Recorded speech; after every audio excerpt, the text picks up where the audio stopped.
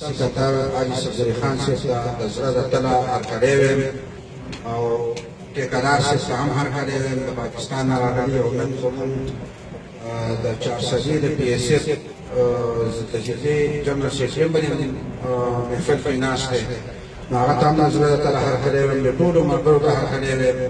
زه زیاتې خبرې کول نه غواړم او نظم راسره نشته خو دومره به ووایم چې ملګرو دا عمل وخت دی د گفتار وخت نه دی د کردار وخت دی او ډېر سخت حالات دي خو استقامت پکار دی په یو بل یقین او بروسه پکار ده او دومره سوچ پکار دی چې خاوره زما ده ژبه زما ده تاریخ زه لرم قومیت زما دروند دی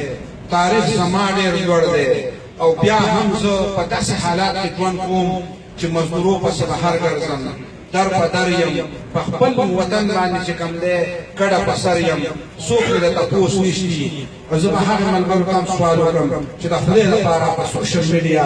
موږ څه غواړو تاسو موږ ته ولې کنسل کوئ موږ دا وایو چې د پښتون بچي ته تعلیم ورکړه نو بده وایو ته راپاسه تی ورکړه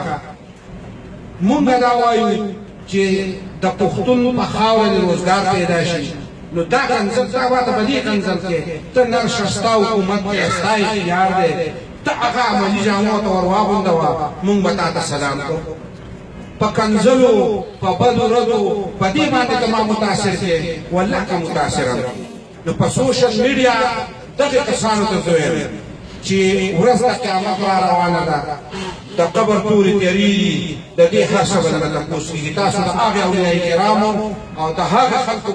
سپکاوی کوئ چې پر رب یقین وکړه چې علما به د هغو عظمت ته چې کوم دی سرټیټ ولاړ نو مه کوئ داسې دا نه به سبا له صوباړی او نه به همدغه روغتیا وي مونږ اصغر خان لیدلی دی مونږ بل لیدلی دی داسې ډېر کسان راغلي او لاړه د خاورو سره خاورې شوه چې څوک نوم اخیستوالی نشي زه د 1910 کال نه زما دا مشران لګیا دي تر اوسه پورې او دغه یوه خبره ده غداران یې پښتانان خرڅ کړه او خاوره هم خرڅه کړه تاسو د قوم دشمنان یې نه وروره موږ ته هغه دشمني وښیئ ونیونټه مات کړو دا دشمني وه ستا اختیار هم تا ته راوړو دا دشمني وه تاسو عزت درکړو ستاسو نوم هم په دې دنیا وځلو چې پښتونخوا د پښتنو علاقه ده دا هم بد وکړه دا هم دښمني وکړه مونږ دله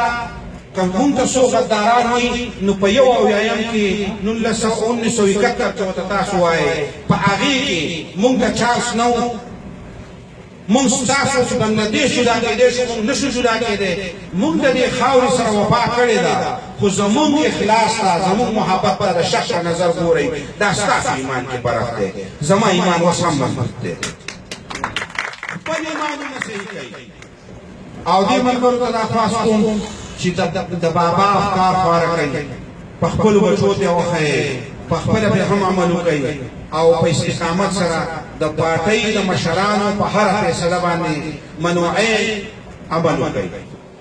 دومره مې درته خواست او زه بیا ستاسو شکریا ادا کوم د خبرو کولو او ما نه چې موقع راکړه ډېره مننه